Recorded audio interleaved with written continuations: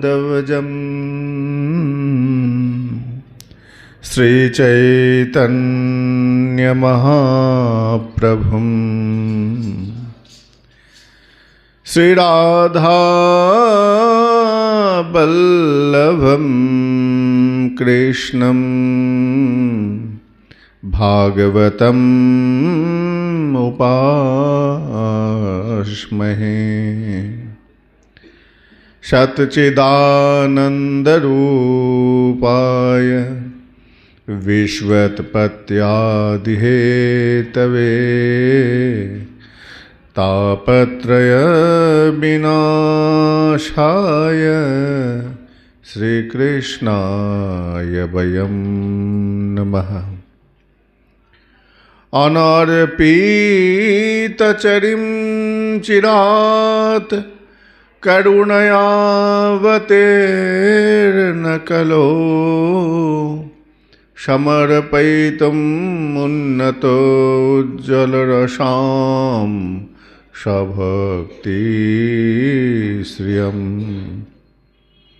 नित्यानन्दमहं वन्दे करनिलं वीतमौक्तिकम् चैतन्याग्रजरूपेण पवित्रकृतभूतलम्। वाञ्छाकल्पतरुभ्यश्च कृपा सिन्धुर्भैव च पतितानं पावनेभ्यः वैष्णवेभ्यः नमो नमः। जय रूप सनातन भट्ट रघुनाथ श्रीजीव गोपाल भट्ट दास रघुनाथ। এই ছয় গোসাঁয়ে করি চরণবন্দন, যাহা হইতে বিঘ্ননাশ হয় অভীষ্টপূরণ। হরে কৃষ্ণ কৃষ্ণ কৃষ্ণ হরে হরে, হরে রাম রাম রাম হরে হরে। জয় জয় শ্রীনিতাই গৌর সীতানাথ প্রমানন্দে হরি হরি बोल। जय जय श्री कानाई बलाई देव की जय। जय गौर।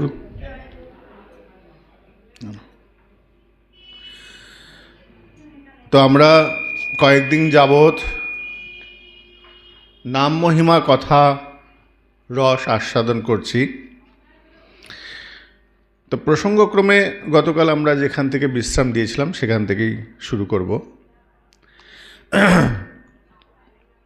তো যমরাজের কাছে যমদূতেরা গেছেন, মহারাজ তাহলে কোন কোন প্রাণীকে কোন কোন জীবকে আমরা ধরব, কাদের কাদের আমরা এই নরকলোকে নিয়ে আসবো, আপনি একটু পরিষ্কার করে বলুন। কেন আপনি বলে দেননি? তো অজামিলকে আনতে গিয়েছিলাম, আনতে গিয়ে তো বড় বিপদে হয়ে গেছে। ওখানকার ভগবানের যারা বিষ্ণুদূত তারা এসে তো আমাদের বাধা দিল। তখন যমরাজ বলছেন, শোনো হে যমদূতগণ, তোমাদেরকে আমি বলে রাখি যে কাদের কাদের তুমি ধরবে আর কাদের ধরবে না। তো কি বলছেন? ভাগবতের ৬ষ্ঠ স্কন্ধের ৩য় অধ্যায়ে ২৯ নম্বর শ্লোকে বলছেন, জিহ্বান ভক্তি ভগবত গুণানামধেয়ম।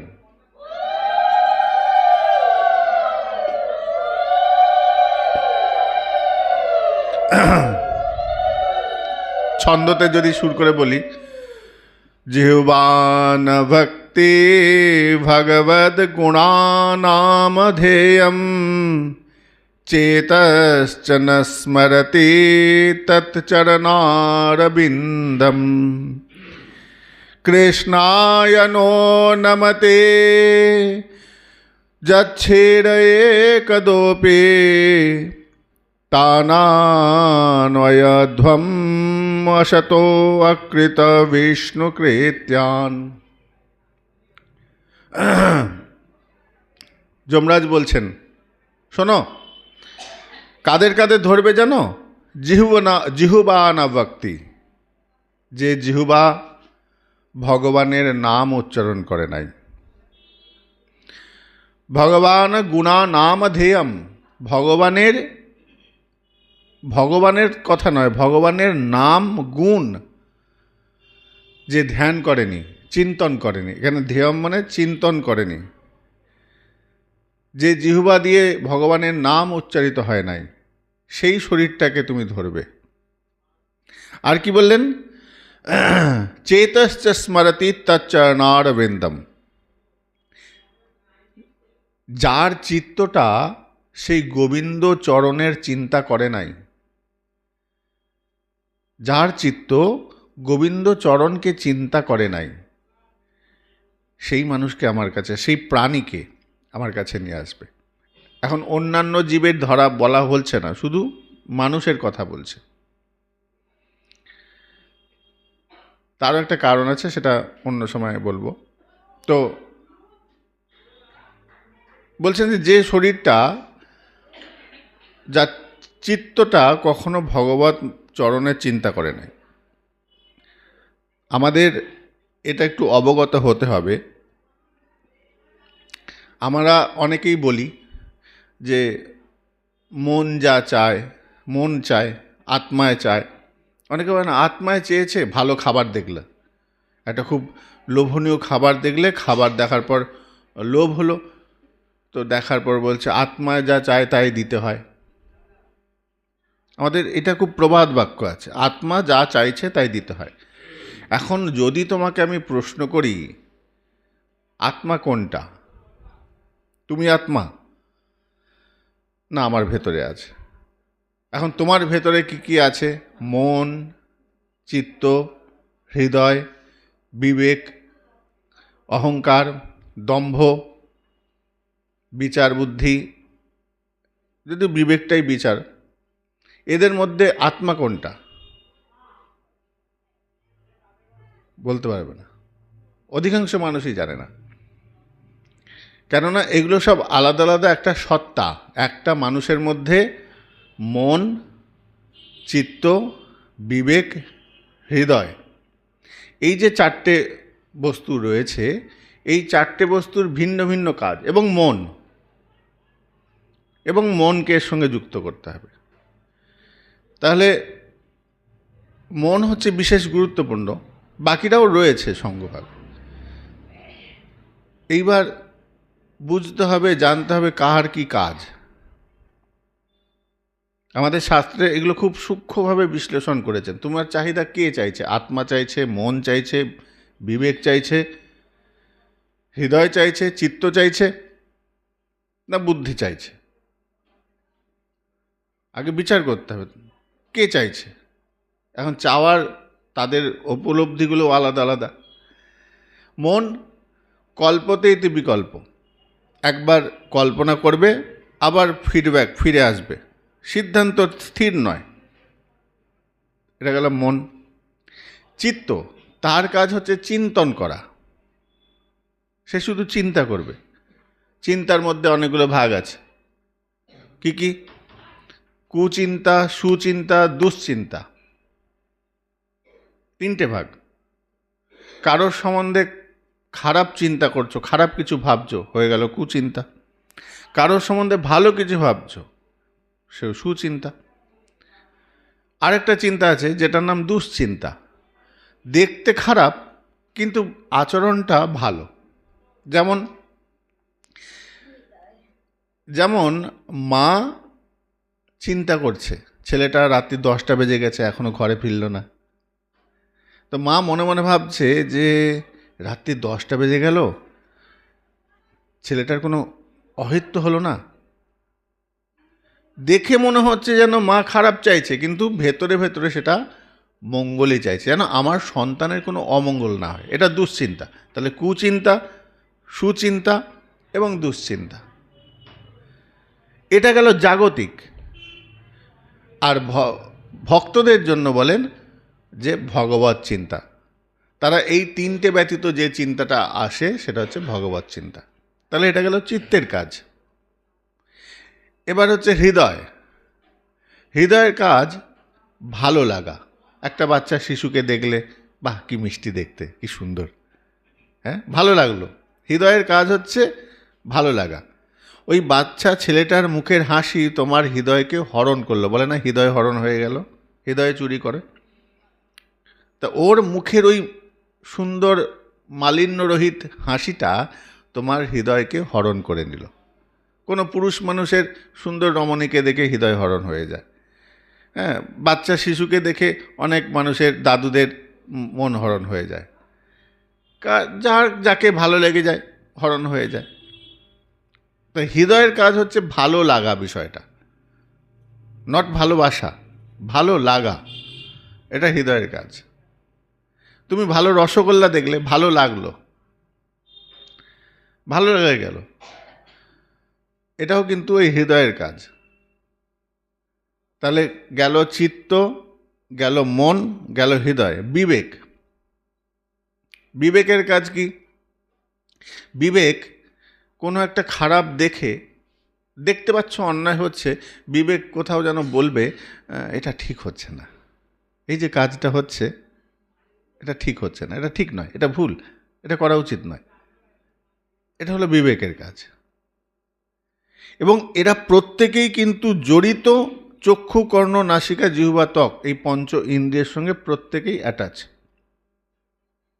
যা যা দেখছো এদের সঙ্গে টাচ আছে, যা শুনছো এদের সঙ্গে টাচ আছে, যা গন্ধ পাচ্ছ সব উপলব্ধি আছে, এর সঙ্গে বুদ্ধি কানেক্ট রয়েছে।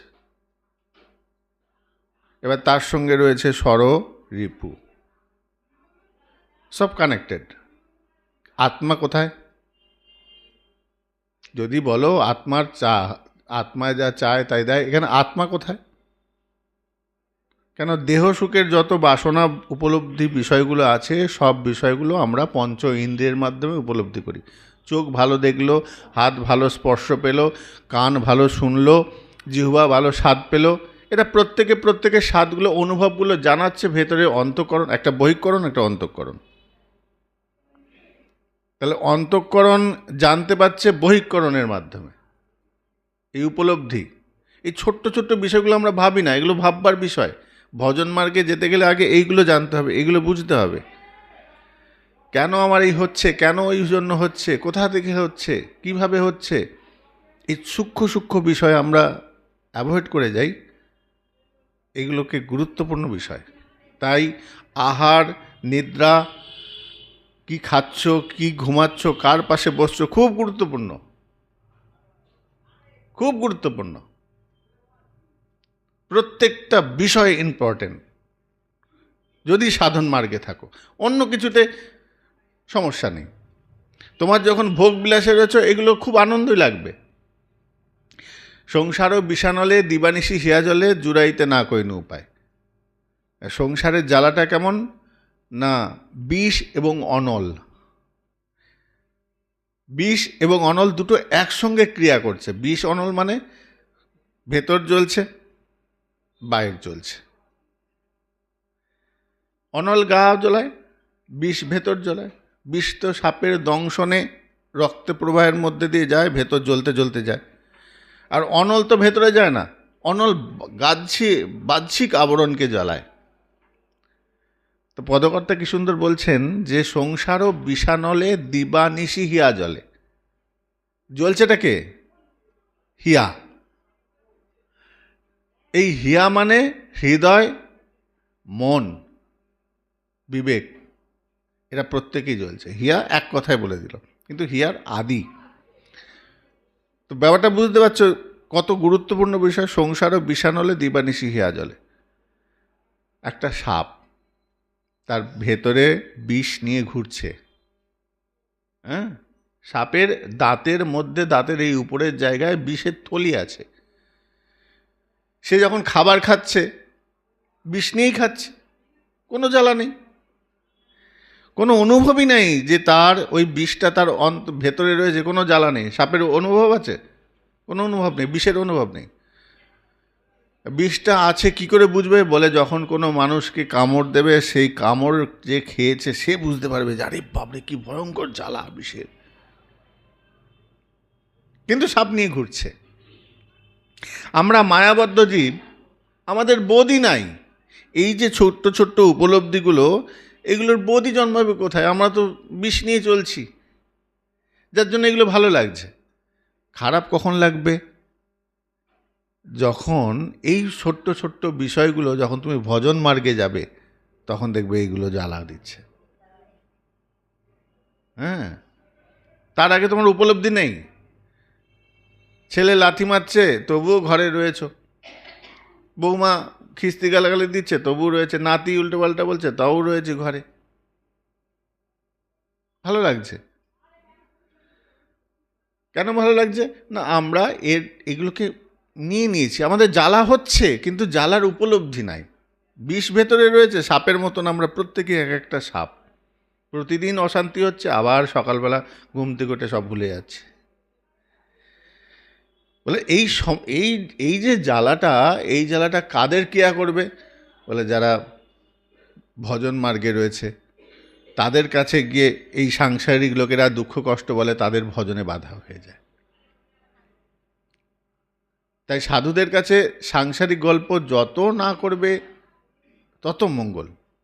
কেননা এই দৈহিক জীবনের কাহিনী, আমি মন্দির বলে বলছি, সব জায়গায় সব কিছু তো চলে না। এগুলো অনেক রকম।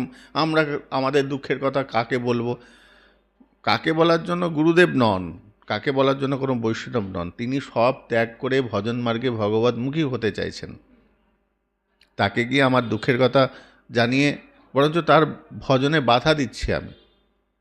সে ভজন করতে বসে গুরুদেব আমার কথা চিন্তা করছে, গুরুদেব ভজন করতে বসে আমার চিন্তন করছে, ভগবানের চিন্তা না করে, তাহলে পরে সেটা আমারই ক্ষতি। হ্যাঁ, তাই আত্মায় যে চায় শব্দটা একদম প্রযোজ্য নয়। আত্মা নির্বিকার। এই মন, বুদ্ধি, চিত্ত, অহংকার, হৃদয়, এদের মাঝখানে পড়ে একটা একটা খাঁচা দেখেছো? খাঁচার মধ্যে পাখিটা ঢুকে থাকে, আর খাঁচাটা বাইরে থেকে লোহার অনেকগুলো শিক থাকে, দিয়ে এটা ঝুলানো থাকে। তো অনেক দিন থাকতে থাকতে ও পোষ মেনে গেছে, কেন কা কা করে ডাকছে, মানে যে বলে টিয়া পাখি যেরকম ডাকে, কিরম কিরম করে ডাকে, টিং কি কু কু করে ডাকে। যাই হোক, তো অনেকে কথা বলতে বলতে শিখে যায়। টিয়া পাখি বা এই তোতা পাখি, এরা মানে মানুষের কথা বলতে বলতে অনেকটা শিখে যায়।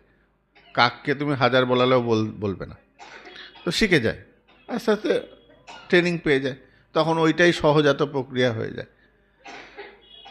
তো ওই খাঁচার মধ্যে আত্মা বন্দী, আর ওই শিকগুলো হচ্ছে এই মন, বুদ্ধি, চিত্ত, অহংকার, হৃদয়, পঞ্চ ইন্দ্রিয়, ষড়রিপু, এই সমস্ত কিছু বেষ্টন করে রয়েছে আত্মা। তার সে যতক্ষণ রয়েছে এই শরীরটা চলছে, আর সে নেই, শরীরটা স্তব্ধ নিতর পাথরের মতন হয়ে যাবে, আর শরীরের দিয়ে কোনো কাজ হবে না। তো এরা এই ষড়রিপু, পঞ্চ ইন্দ্রিয় এবং মন, বুদ্ধি, চিত্ত, অহংকার, এরা নিজেদের কাজ ফায়দা লুটে নিচ্ছে এই আত্মাকে রেখে। এখন তুমি যদি বলো আত্মায় যে চায়, কথাটা সম্পূর্ণ ভুল। আত্মা নিত্য কৃষ্ণ দাস, সে ভগবতমুখী হতে চায়, সে ভগবানের কথা শুনতে চায়, সে শ্রী গোবিন্দের আনুগত্যে যেতে চায়। কিন্তু আমরা তাকে এই ফাঁদে ফেলে, এই পিঞ্জরের মধ্যে, এই এই খাঁচার মধ্যে ফেলে আমাদের তাকে নিংড়ে রস নিচ্ছি। সে যতক্ষণ আছে ততক্ষণ শরীরটা চলছে। তো জিহুবান ভক্তি ভগবত গুণান মাধেয়ম, যে শরীরটা, যে জিহুবা হরিনাম সংকীর্তন করে নাই, ভগবানের গুণনাম করে নাই। আমাদের মহাজনগণ বলছেন 6টি বেগ নিয়ন্ত্রণে রাখতে হয়, 6খানা বেগ। ষষ্ঠ বেগকে নিয়ন্ত্রণে রাখতে হয় কি? বাচ বেগম মনসঃ ক্রোধ বেগম, জিহুবা বেগম উদরৌ পন্থ বেগম। বলছেন প্রথমে আমাদের যেটা সব থেকে বেগে রাখা উচিত সেটা হচ্ছে বাক্য বেগ। আমি কাকে কি কথা বলছি এটা বড় গুরুত্বপূর্ণ। শব্দ প্রয়োগ, আমার শব্দ আমার কথা কাউকে কষ্ট দিচ্ছে না তো? আমার কথার বাণ কেউ কষ্ট পাচ্ছে না তো? একটা ভাবতে হবে। আমার দ্বারা কেউ দুঃখ পাচ্ছে না তো? কথা মানে কথা হচ্ছে সব থেকে ভয়ঙ্কর। একটা ছোট্ট সামান্য কথা গতকাল বললাম, একটা কথার জন্য কুরুক্ষেত্র যুদ্ধ লেগে গেল। তো বলছেন বাক্য বেগম, যদি বেগ মানে তাকে নিয়ন্ত্রণে আনা, বাক্যকে বেগে আনো মানে তাকে নিয়ন্ত্রণের মধ্যে রাখো। আর মনোবেগম, মনসা, মনকে তাকেও বেগে আনতে হবে, সংযত করা। বলে না এই সামলে কথা বলবি, মুখ সামলে কথা বলবি, বলে না, তোমার কথাটাকে বেগে আনো, সংযত রাখো কথাটাকে। তেমনি মনকেও সংযত রাখতে হয়। তাই বলেন মনসা বাচ বেগম মনসা, মনটাকেও সংযত করতে হবে। 3 নম্বর কি? ক্রোধ বেগম, ক্রোধটাকে বেগ করতে হবে, নিয়ন্ত্রণ। ক্রোধ এসে যাচ্ছে, আমরা ক্রোধকে নিয়ন্ত্রণ করতে পারি না, ক্রোধ এসে যায়। এখন ক্রোধ অনেক কারণে আসে, কিন্তু তার মূল আধার একটা। ক্রোধ কোথা থেকে আসে বলতে পারবে? আসক্তিতে বাধা ক্রোধের উৎপত্তি। আসক্তি মানে তুমি কোনো কিছু চাইছো, সেটা পাচ্ছ না, সেখান থেকে ক্রোধের উৎপন্ন হয়। মা ছেলেকে বলছে তুই স্কুলে ফার্স্ট হবি, ফার্স্ট হতে পারছে না, মায়ের রাগ হচ্ছে। আমি উদাহরণ দিচ্ছি। এই রকম কারোর কাছে টাকা চাইলে দিল না, রাগ এসে গেল, তার শত্রুতা হয়ে গেল। যে কোনো বিষয়, তোমার প্রশংসা করছে না, রাগ হয়ে গেল। যেটা তুমি মনে মনে আশা করবে, সেই আশাটা যখন সম্পূর্ণ না হবে তখন সেটা ক্রোধ উৎপন্ন হবে। তুমি মনের মতন পেলে না, মনের মতন হলো না, মনের মতন দিল না, এই যে তোমার ইচ্ছা অনুরূপ যেটা হলো না, সেখান থেকে ক্রোধের উৎপন্ন হয়ে গেল। তা বলছেন ক্রোধ বেগম, ক্রোধটাকে নিয়ন্ত্রণে আনতে হবে। জিহ্বা বেগম, এই যে আসছি জিহ্বা, জিহ্বা মানে জীবের লালসার প্রতি নিয়ন্ত্রণ। আমার যে কোনো খাবার দেখলে লোভ চলে আসে। হ্যাঁ, এখন রাস্তা দিয়ে যাচ্ছি, খাবার দেখলে আমি নিয়ন্ত্রণ করতে পারছি না, লোভ এসে যাচ্ছে। খাবার লোভ, দেখবে সব থেকে বেশি খাবার লোভটা কখন হয়? বার্ধক্য বয়সে, বৃদ্ধ বয়সে খাবার লোভটা বেশি আসে, যখন পুরো শরীরটা ব্যাধিগ্রস্ত, সমস্ত শরীরটায় এই সুগার, প্রেশার, এইসব রোগ যখন শরীরে বাসা বাঁধে, তখন ওই পুরনো যে আমার যে সত্তাটা, সে যখন না পায় তখন তার লালসা হয়। আমি অনেককে দেখেছি বুড়ো বয়সে একদম মরতে যাচ্ছে, বলছে আমার একটু মাছ ভাজা এনে দে না খাই। হ্যাঁ, একদম শ্মশানে যাবে বুড়ি, জিভের লালসা, শেষ বয়সে একদম মরার কাঠে পড়ে রয়েছে, একটু মাছ ভাজা দিয়ে খাই। বৌমারা ওই রান্না করে এসে দিল, খাচ্ছে বুড়ি, লালসা নিবৃত্তি হয়নি, তার লালসা রয়ে গেছে। তা লালসাকে নিবৃত্তি করতে হয়, সংযম ভেতরে রয়ে গেছে, উপরে হয়তো বেশ দেখাচ্ছে, পরিবারের চাপে হোক, কোনো কারণে হোক, সে পাচ্ছে না, কিন্তু ভেতর থেকে নিবৃত্তিটা হচ্ছে মুখ্য বিষয়। উপরে না, ওই লোক দেখানো নয়, উপরে উপরে আমি ছেড়ে দিলাম আর খাবো না, কিন্তু ভেতরে পেলে তো খুব ভালোই হতো। শাস্ত্র বলছেন ভেতরে ভেতরেই তোমাকে যা করার, ওইটা কেউ তোমাকে শুধরাতে আসবে না।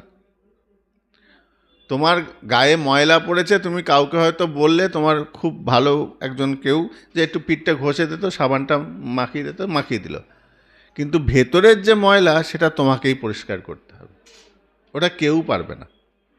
ওটা তোমাকেই পরিষ্কার করতে হবে। গুরুদেবকে বললে গুরুদেবও পরিষ্কার করবে কোথা থেকে? তো তার শব্দটা প্রয়োগ তো করলেন, শব্দটা তোমাকে দিল, কিন্তু শব্দটাকে পালন তো তোমাকে করতে হবে। এটা তো আর ওষুধ নয়, ইঞ্জেকশন দিলাম কাজ হয়ে গেল, তা তো নয়। তিনি বললেন এটা উপায়, এইটা করলে পরে তোমার মঙ্গল হবে, কিন্তু আমি কি পালন করছি? ঔষধ খাইলে কি হয়? ডাক্তারবাবু বললেন যে তুমি ওষুধ খাও, তার সঙ্গে সঙ্গে কিছু নিয়ম পালন করো।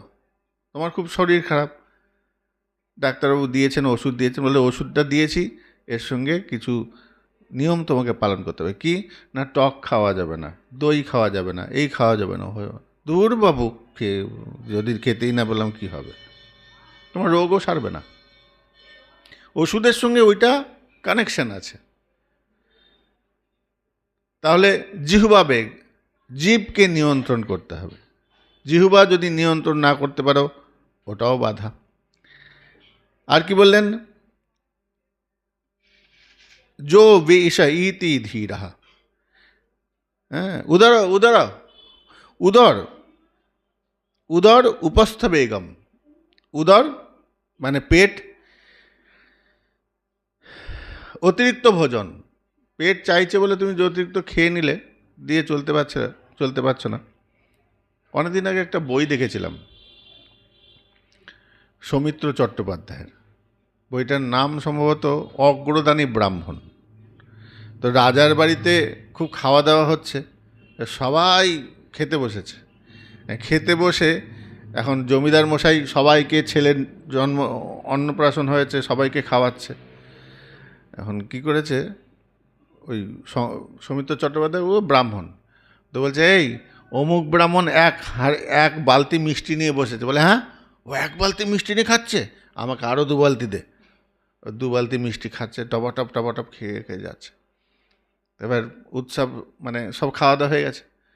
তো প্রথমজন সে করেছে কি, রাস্তায় বাড়ি যাচ্ছে, এরকম করে পেছন ঘষে যাচ্ছে, মানে শুয়ে এরকম করে ঘষে যাচ্ছে। একজন এসে কী ব্যাপার এরকম করে যাচ্ছে কেন? বলে ওই জমিদার বাড়ি খেতে গেছিলাম, হ্যাঁ, গলা পর্যন্ত খেয়েছি, ঝাঁটতে পারছি না, এই জন্য ঘষে যাচ্ছি। বলে তোমার এইরকম অবস্থা, এইরকম খাওয়া খায়? বলে আমি তো অনেক ভালো খেয়ে তাও ঘষে যাচ্ছি। আরেকজন দেখা যাচ্ছে 4 জনে কাঁধে করে নিয়েছে, বলো হরি হরি বল, বলো হরি হরি বল। মানে এত খাবার খেয়েছে, তাকে আর বাড়িতে সে যাওয়ার পরিস্থিতি নেই, সে 4 জন তাকে বেয়ারা দিয়ে আসছে বাড়িতে। ওইরকম খাওয়া নয়। হ্যাঁ, তাই বলছেন যে উদার বেগম, উদর, আমি কতটুকু খাবো আমার মেপে খেতে হবে। হ্যাঁ, দিয়েছে বলে যা ইচ্ছা তাই খেয়ে গেলাম তা নয়, আমার যতটুকু রুচি, আমার শরীরে যতটুকু ধরবে ততটুকু খাবো। আর একটা কি বলেন, উপস্থ, সঙ্গম। নারী পুরুষের যে মিলন, সেটাকেও সংযমের মধ্যে রাখতে হবে। যখন তখন যা ইচ্ছা তাই করলে হবে না। ওই কশ্যপ ঋষি দিতি অসময়ে মিলন করেছিল বলে হিরণ্যকশিপুর জন্ম হয়েছিল। স্থান, কাল, পাত্র বিচার করতে হয়। কুকুর বিড়াল রাস্তাঘাটে যখন তখন তারা সম্ভোগ করে, কিন্তু শাস্ত্র বলছেন, আমাদের শাস্ত্রে, সনাতন শাস্ত্রে, সন্ধ্যাবেলায়, রাত্রি একটা টাইম আছে, সেই টাইমের মধ্যে এইসব সম্ভোগ স্বামী স্ত্রী মিলন না করাই ভালো। একটা টাইম আছে, সেই টাইম বাদ দিয়ে করো। যেগুলো আসরিক বেলা থাকে, সেই বেলাটাকে অ্যাভয়েড করে যেতে হয়। দুপুরবেলা 12টার পর, এটা অপরাহ্নর পরে বলে। তো এই রকম বিধান আছে আমাদের শাস্ত্রে। এই 6 প্রকার বেগকে যে নিয়ন্ত্রণ করতে পারে, তার কি দশা হয়? সর্বম পিমাম পৃথিবীম সাক্ষাৎ। সে যদি এই 6টি বেগকে নিয়ন্ত্রণ করতে পারে, তাহলে সে পৃথিবীকে শাসন করতে পারে। এটা শুধু পৃথিবীকে শাসন করা মানে সে জয়ী, নিজেকে আত্মেন্দ্রিয়, নিজেকে জয় করতে পেরেছে। তো সাধক হতে গেলে এই 6টা বেগ সনাতন গোস্বামী পাদ লিখেছেন। প্রত্যেক সাধক যারা সাধনা করবেন এই 6টা বেগকে নিয়ন্ত্রণ করলে পরে তবে গিয়ে কৃপার, এই যে অত সহজ নয় এগুলো, সবাই তো অত গভীরে কেউ যায় না। যত উঁচু ক্লাসে উঠবে প্রথমে বলবে হরিনাম সংকীর্তন করো, হরিনাম সংকীর্তন করবে, কিন্তু আস্তে আস্তে এগুলো আসবে। এই যে হরিনাম সংকীর্তন হরিদাস ঠাকুর করেন নাই, করেছেন। সনাতন গোস্বামী আদি 6 গোস্বামী এরা করেন নাই, কিন্তু তারা করেছেন, এইগুলোকেও পালন করেছেন। এগুলো পালনীয়। হরিনামের ক্রিয়া আছে, কিন্তু এইগুলো করলে পরে তোমার ক্রিয়া মুহূর্তের মধ্যে এসে যাবে কাজ। আর নাহলে একটু সময় হবে, অনেক দিন খোয়াতে খোয়াতে খোয়াতে খোয়াতে যত যত খইবে তত তত আস্তে আস্তে হবে। এগুলো হতে হবে। আমি যে কথাগুলো বলছি সেগুলো একটাও অশাস্ত্রীয় কথা নয়, শাস্ত্রেরই কথা। আমি মন গড়া কথা কিছু বলি না, শাস্ত্রে রয়েছে। তো এই 4 প্রকার বেগ নিয়ন্ত্রণ করতে হবে। তার মধ্যে জিহ্বা মুখ্যম। শাস্ত্রে বললেন জিহ্বাকে নিয়ন্ত্রণ যদি না করতে পারো তুমি ভজন অনেক দূরের জিনিস। ভজন মানে ভগবানকে পেয়ে গেলে। অনেকে বলে, আমি অনেকের মুখে শুনি ভজন করতেছে। ভজন শব্দটা প্রয়োগ করতে গেলে না অনেক ভাবতে হয়। ভজন মানে তুমি পেয়ে গেছো অলরেডি, তোমার রয়েছে। ভজন মানে তোমার রয়েছে, তুমি পেয়েছো, কিন্তু সেটা আড়াল, প্রকাশ নাই। আর সাধন হচ্ছে ভজনকে পাবার যে প্রয়াস, যে প্রচেষ্টা, তার নাম সাধন। সাধনের মাধ্যমে ভজন করতে হয়, আর সেই ভজন পাওয়া মানেই ভক্তি, কৃপা এবং হয়ে গেছে। আরও ভালো করে যদি বলি, পরিষ্কার করে যদি বলি, সাধনার ক্ষেত্রে বা ভজনার ক্ষেত্রে দুটো যে পার্থক্য, পৃথিবী যদি ধ্বংস হয়ে যায়, তোমার সন্তানের কোনো ক্ষতি হয়ে গেল, পরিবারের কোনো ক্ষতি হয়ে গেল, তোমার খুব নিকট কিছু হয়ে গেল, তোমার টাকা লস হয়ে গেল, ভজন মানবে না। ভজন তার নিত্য নিয়মে চলবে। সে আকাশে থাকুক আর সে মাটিতে থাকুক, সে সমুদ্রে থাকুক, তার নিত্য কর্ম কোনো সময় তার বন্ধ হবে না। এটা ভজনের প্রথম ধাপ। আর সাধনের হয়তো আমি কোনো কারণে ত্রুটি হয়ে গেল, ত্রুটি মানে না আমার এই সমস্যা হয়েছে, আমি করতে পারি নাই, আচ্ছা ঠিক আছে আধ ঘন্টা পরে করব, আচ্ছা সন্ধেবেলা করতে পারি নাই, কাজের চাপ ছিল, রাত্রিবেলা জবটা করে নেব। এটা সাধনের স্তরে। কিন্তু ভজনের স্তরে সমস্ত কিছু অ্যাভয়েড। তোমাকে আগে বুঝতে হবে মুখ্য কোনটা, গৌণ কোনটা। ভজনের স্তর হচ্ছে মুখ্য, আগে ভগবান, পরে অন্য কাজ। আমরা কি করি? সংসার সামলে ভজন করি। আর ভজন কি বলে? ভগবানের কাজটাই হচ্ছে সংসার। তাই এখানেই মত পার্থক্য। তাই ভজন করা বড় কঠিন। আমরা কেউ ভজন করি না, আমরা সাধন মার্গে রয়েছি, শিখছি, বুঝছি, জানছি। খাওয়া, ঘুম সব উঠে যাবে। হরিদাস ঠাকুর 3 লক্ষ নাম করতেন। কখন খেতেন, কখন ঘুমাতেন, কখন স্নান আদি করতেন যদি প্রশ্ন করা হয়? তার কাছে আর ওইগুলো কোনো মুখ্য নয়। তার শরীর এমন হয়ে গেছে, নিয়ন্ত্রণ হয়ে গেছে, নামমুখী হয়ে গেছে। ওইটা হচ্ছে ভজন। প্রায় 17 ঘন্টা, 24 ঘন্টার মধ্যে প্রায় 17 ঘন্টার কাছাকাছি তিনি নাম করতেন। 17 ঘন্টা, 3 লক্ষ নাম মানে 17 ঘন্টার কাছাকাছি।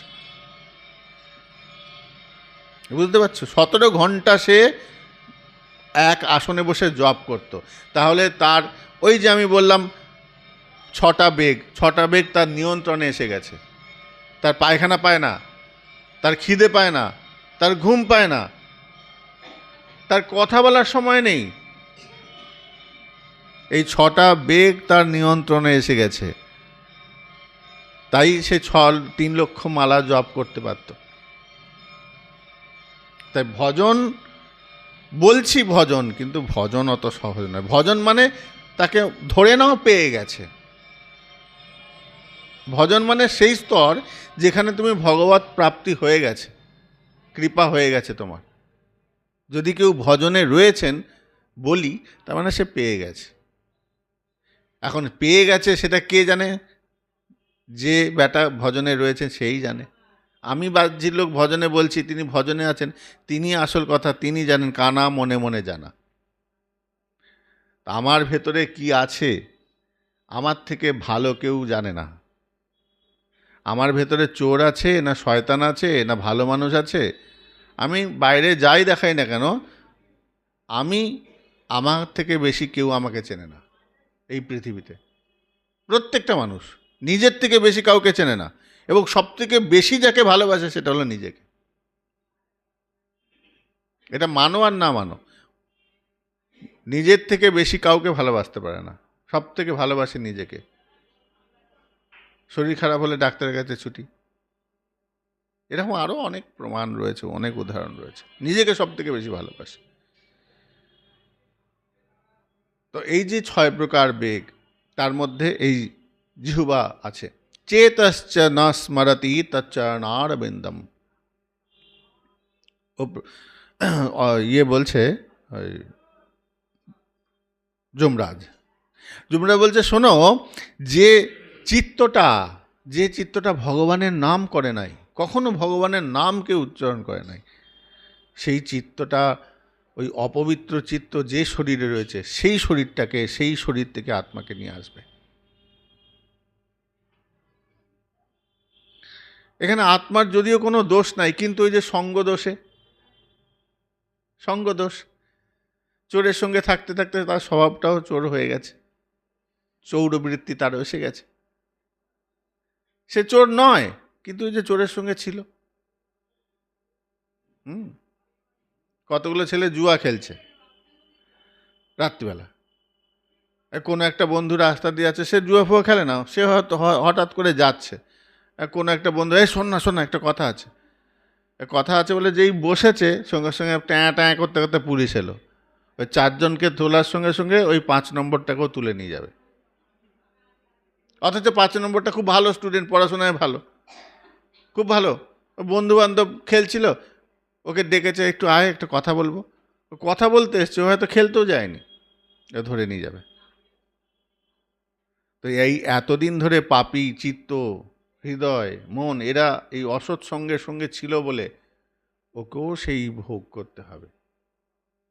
তাই এদেরকে নিয়ন্ত্রণ ছোটবেলা থেকেই, বলে না কৌমারং আচরেত প্রাজ্ঞা, প্রহ্লাদ মহারাজ বলছেন কৌমারং আচরেত প্রাজ্ঞা, ছোটবেলা থেকেই ওই আঁচটা দিয়ে রাখো, আস্তে আস্তে আস্তে আস্তে। এক বিন্দু ঢিল দেওয়া যাবে না, ঢিল দিলে তো গেল। ঘুড়ি উড়ছে আকাশে, নিচে লাটাই নিয়ে ধরে আছো, হ্যাঁ, কোন সময় অন্যমনস্ক হলে ব্যাস ঘুড়ি কেটে চলে গেল, করা যাবে না। তো এদেরকে টাইট সবসময় দিয়ে রাখতে হবে। মন, চিত্ত, বিবেক, হৃদয় যা চাইছে তাই দিয়ে দিলাম, জিহ্বা চাইছে দিয়ে দিলাম, তার ভোগও তোমাকে করতে হবে। নিয়ন্ত্রণাধীন বাইরে চলে যাচ্ছে, এবং যখনই অনিয়ন্ত্রিত হয়ে যাবে তার ভোগ কিন্তু আমাকেই করতে হবে। এর জন্য অন্য কেউ ভোগী হবেন না, ভোগ আমাকেই ভোগ করতে হবে। তো বলল যে কৃষ্ণায় ন নমতি যচ্ছির একদাপি। কোনোদিন যে মাথা ওই গোবিন্দ চরণে নত হয় নাই, হ্যাঁ, কোনোদিন প্রণামও করে নাই, যে মাথা, এই রকম মাথাকে যে শরীরের মধ্যে রয়েছে, সেই শরীরের আত্মাটাকে নিয়ে আসবে। আর তানা নয়ধ্বম অশত অকৃতাদ বিষ্ণুকৃত্যান। হাত পেয়েছিল, পা পেয়েছিল, কিন্তু কখনো পা দিয়ে মন্দিরে যায় নাই, আর কখনো ওই হাত দিয়ে মন্দিরের সেবা কাজ করে নাই। আর একটা কথা তোমাকে বলি, তোমাদের বলে ভালো করে শোনো, উত্তম সেবক কোনটা জানো? যে মন্দিরে পূজা করছে, শাস্ত্র কিন্তু তা বলে না। তিনি পূজার উপকরণ সবই দিচ্ছে, কিন্তু উত্তম সেবক সে যে ভগবানের কষ্টকে উপলব্ধি করে। যেমন তুমি মন্দিরে এসে দেখলে যে মন্দিরের বাথরুমটা এত দুর্গন্ধ, মন্দিরের দুর্গন্ধটা ঠাকুরের নাকে যাচ্ছে, কষ্ট হচ্ছে সেবার, তুমি গিয়ে ড্রেনটা পরিষ্কার করে দিলে। ঝাড়ু সেবা করতে করতে শ্যামানন্দ প্রভু রাধারানীর কৃপা পেয়ে গেলেন ঝাড়ু সেবা করতে করতে। তো ঝাড়ু সেবা হচ্ছে সব থেকে উত্তম সেবা। নরোত্তম দাস ঠাকুর ওই ঝাঁটাটা, যে ঝাঁটা দিয়ে লোকনাথ গোস্বামীর ওই প্রাতক্রিয়া পরিষ্কার করেছিলেন, সেই ঝাঁটাটা বুকে জড়িয়ে ক্রন্দন করেছিলেন। আমাদের ভুললে চলবে না। গতকাল বলছিলাম না, ভক্ত চরিত্র কেন শুনবো? এই জন্য শিখব, এই জন্য আমরা ভক্ত চরিত্র জানব। রঘুনাথ দাস, নরোত্তম দাস ঠাকুর, তিনি দীক্ষা নেবেন এমন একজনের কাছে যে জীবনে কোনোদিন কাউকে দীক্ষা দেন নাই। তোমরা হয়তো জানো, লোকনাথ গোস্বামী। হাহা প্রভু লোকনাথ। তো লোকনাথ প্রভু 6 গোস্বামীর মধ্যে তার নাম নেই। আমরা 8 গোস্বামী বলি তো, 8 জন গোস্বামী, 6 জনের নাম জানি, বাকি 2 জনের নাম আমরা অনেকেই জানি না। একজন হলেন ভূগর্ভ গোস্বামী, অন্যজন হলেন লোকনাথ গোস্বামী। জয়রূপ সনাতন ভট্ট রঘুনাথ, শ্রীজীব গোপাল ভট্ট, দাস রঘুনাথ, এই 6 জনের নাম বন্দনা করা হয়েছে, কিন্তু বাকি 2 জন বলেছে আমাদের নাম যেন জগতে না প্রচার হয়। তারা প্রচার বিমুখী ছিলেন। তো লোকনাথ গোস্বামীর কোনো শিষ্য নাই, একমাত্র ওয়ান অ্যান্ড অনলি একটাই শিষ্য একদম জগৎ মাতি দিয়েছে, তিনি হচ্ছেন আমার নরোত্তম ঠাকুর। লোকনাথ গোস্বামীপাদের একজনই শিষ্য। তো লোকনাথ প্রভু, বলি শুরু, প্রসঙ্গটা বলছি, এসে গেছে মুখে, না বলে গেলে কেমন হয়। লোকনাথ প্রভু সকালবেলা প্রাত করতে যান, তার আগে নরোত্তম দাস ঠাকুর এসেছেন, হ্যাঁ, শ্যামানন্দ প্রভু আদি অনেকের সঙ্গে যোগাযোগ আছে। তো গুরু সন্ধান করছেন। তো গুরু সন্ধান করতে করতে লোকনাথ গোস্বামীর আচরণ খুব প্রভাবিত করেছে নরোত্তম দাস ঠাকুরকে। আচরণ প্রভাবিত করেছে। দেখো, গুরু চয়ন করার সময় কি দেখবে? গুরু চয়ন করার সময় যখন তুমি গুরুদেবকে দীক্ষা গ্রহণ করবে, কি দেখবে? সুন্দর ড্রেস পরে, মাথায় খুব সুন্দর সুন্দর চুল, কুকরানো চুল, বড় বড় চুল, সুন্দর গ্লেজি ড্রেস পরে, সুন্দর ধুতি পরে, চকচকে বেশ পোশাক, একদম গালটা একবার তেল তেল করছে, ঘিয়ে চপচপ করছে, যেন ফর্সা মাখনের মতন দেখতে, ওই দেখে করবে? শাস্ত্র বলছেন না, গুরুদেব যিনি হবেন তার সঙ্গ করবে, তাকে অবলোকন করবে, দূর থেকে দেখবে। যেমন গুরুদেব শিষ্য, এই সম্পর্কটা খুব গুরুত্বপূর্ণ, জেনে রেখো। গুরুদেবের সঙ্গে শিষ্যের সম্পর্কটা কেমন না, গুরুদেব শিষ্য যখন দীক্ষা নেবে তার আগে যত পরীক্ষা নিরীক্ষা করতে পারে, বিচার চলবে তখন। কিন্তু দীক্ষা হয়ে গেলে আর কোনো বিচার নাই, তখন গুরু আজ্ঞাই বলবৎ, সর্বশ্রেষ্ঠ। গুরুদেব কেমন হবেন? তার আচরণ অন্তরে আমাকে আকৃষ্ট করবে, তার আচরণ আমাকে শিক্ষা দেবে। সুন্দর মুখ দেখে, সুন্দর রূপ দেখে, সুন্দর পোশাক দেখে গুরুদেব হন না। তো নরোত্তম দাস ঠাকুর লোকনাথ গোস্বামীর আচরণ দেখে খুব প্রভাবিত হয়েছে। আহা, কি নিষ্ঠা, কি সদাচার, আহা কি অদ্ভুত সদাচার, প্রভাবিত হয়েছেন। গেছেন লোকনাথ গোস্বামীর কাছে। লোকনাথ গোস্বামী বলছে, বাবা তুমি এসেছো, কিন্তু তুমি ভুল জায়গায় এসেছো, তুমি যাও, আরও অনেক বৃন্দাবনে অনেক সাধক আছে, তাদের কাছে যাও, তুমি দীক্ষা নাও। আমি তো দীক্ষা দিই না, আমি কাউকে দীক্ষা দেব না, আমি ব্রত করেছি, আমি দীক্ষা কাউকে দেব না। নরোত্তম দাস ঠাকুরও তো একদম নাছোড় বান্দা, বুঝলেন না, গুরু যদি করতে হয় আমি এনার কাছেই আমি করব। বহুদিন ঘুরে যায়, দেন না দেন না দেন না। কোনো এক জায়গায় খবর পেয়েছেন যে সেবার মাধ্যমে তুমি গুরুদেবকে সন্তুষ্ট করো। কি সেবা করব? সেবার সুযোগই তো দেয় না। সমস্যাটা কি? তুমি যে সেবা করতে যাবে তোমাকে সেবার সুযোগই দেবে না। নিজের বাসন খেয়ে দিয়ে হাতটা ধুয়ে বাসন ধুয়ে নিজে রেখে দিল। স্নান করতে যাবে নিজেই জল স্নান, পুকুরে গিয়ে স্নান করলো, গামছা মুড়ালো, কাপড় কাচলো, যা করলো নিজে মিলে দিল, তোমাকে কিছু করতে দেবে না। কি কাজটা, কি উপকারটা করতে যাবে? রান্না নিজে রান্না করে নেয়, সপাক। তো নরোত্তম দাস ঠাকুর ভাবছেন আমি তো কোনো সুযোগই তো দিচ্ছেন না যে সেবা করে যে আমি গুরুদেবের মনকে আমার মুখী করব, আমার দিকে আনবো, তিনি যাতে সন্তুষ্ট হন, সেবার করারও তো সুযোগ দিচ্ছে না। কি করা যায়, কি করা যায়, কি করা যায়? তখন ওই সম্ভবত শ্যামানন্দ প্রভুই বলেছেন, হয়তো আমার ঠিক মনে পড়ছে না, কোনো এক জায়গায় শুনেছেন যে সকালবেলার দিকে উনি প্রাতকার্য করতে যান। তো ওইটা তিনি বাকি কোনো কাজ তিনি ফাঁকা রাখেন না, মানে কারুর জন্য কোনো কাজ ফেলে রাখে না এমন লোকনাথ প্রভু। কোনো কাজ যাতে ফেলে রাখে অন্য কেউ করে দেবে এই ভয়ে রাস্তা দিয়ে হাঁটার সময় ঝাড় দিয়ে দেয়, এরকম আর কি মানুষ। বলছে সকালবেলা ওই প্রাত কাজটা করে, ওইটা তুমি করতে পারো। তো গেছেন সকালবেলা, প্রথম দিন দেখছেন, দ্বিতীয় দিন দেখছেন, কোন টাইমে আসে, কোন সময় তিনি প্রাত করতে আসে, টাইমটা জানতে হবে। যদি মানে পরে চলে যায় তাহলে পরে আর দেখা হবে না, তার কাজ তিনি করে দেবেন। তো প্রাত করে তিনি একটু হাত শৌচ করতে যান, তারপরে এসে ওটাকে পরিষ্কার করেন, গঙ্গা স্নান করে আবার চলে আসেন। ওইটুকু সময়, জাস্ট ওইটুকু সময় প্রাত করছেন, প্রাত করে হাত শৌচ করতে গেছেন ঘটি নিয়ে, ওইটুকু সময়ের মধ্যে তিনি গিয়ে ঝাড় দিয়ে মার্জন করেছেন। আর মার্জন করছেন, আর ওই ঝাঁটাটাকে খুব সুন্দর প্রসঙ্গ, আহা,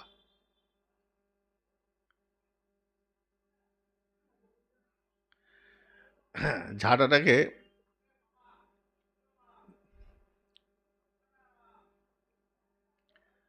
বুকের মধ্যে জড়িয়ে ধরে হাও হাও করে কাঁদছেন।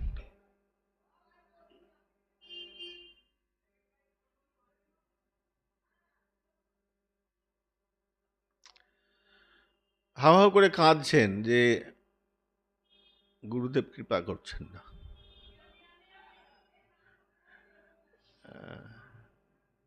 দিয়ে সেটা লোকনাথ গোস্বামী এসে দেখেছেন,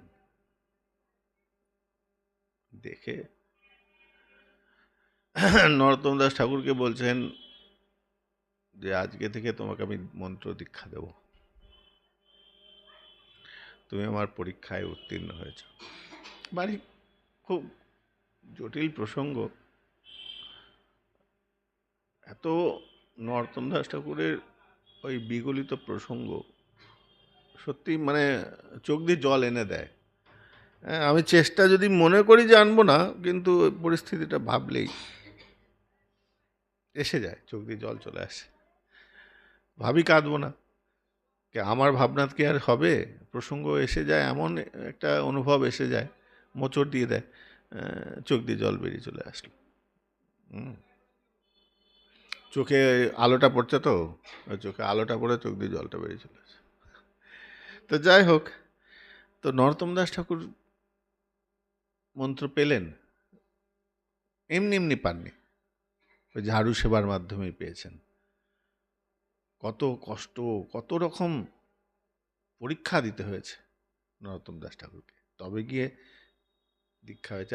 বর্তমানে তো গুরুদেব কালকে আপনার কাছে আমু, একটু দীক্ষা দিয়ে দিয়েন, হ্যাঁ একটু কানে ফু দিয়া দিয়েন। বা ছেলে বৌমা দীক্ষা নেবে গুরুদেবের কাছে, গেল, গুরুদেব কালকে ফাঁকা আছেন, কেন না, আমার ছেলে মেয়েটাকে একটু দীক্ষা দিয়ে দেন। এইরকম এখন দীক্ষা তো এরকম নিয়ম, কিন্তু আগে এরকম দীক্ষার নিয়ম ছিল না। দীক্ষা নিতে গেলে আগে গুরুদেব পরীক্ষা করবেন, শিষ্যও পরীক্ষা করবেন, উভয়ই পরীক্ষা করবেন। উভয় সম্পর্কটা গুরু শিষ্যের সম্পর্ক নিবিড় সম্পর্ক, একে অপরকে পরীক্ষা। 2 দিন যদি বলে এই একাদশী ব্রত করতে হইব, এই নিরামিষ খাইতে হইব, গলায় মালা পরতে হইব, তিলক করতে পারে, অন্য গুরু আর কে আছে মার্কেটে? আর কে আছে? নবদ্বীপে খোঁজা শুরু হয়ে যাবে, কটা গোসাই আছে, কোন গোসাই এই নিয়ম ফিয়ম বালাই নাই, কিছুই নাই, দিয়া দিব দীক্ষ। সেই গুরুদেবের কাছে ছুটবে। যখনই তুমি নিয়মের ফর্দ দেবে যে এগুলো এগুলো করতে গেলে, দীক্ষা নিতে গেলে এই নিয়ম পালন করতে হবে, তাই বাজে অন্য জায়গায় যাই, ভজন হবে না, সাধন হবে না, সাধনা হবে না। যে উদ্দেশ্য নিয়ে তুমি দীক্ষা নিচ্ছ সেই উদ্দেশ্য সফল হবে না।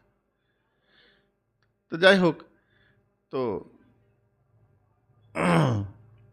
বলছেন তানা নয়ম, আমার এই যে হাত দুটো, তানা নয়ধ্বম অসত অকৃত বিষ্ণুকৃত্যম।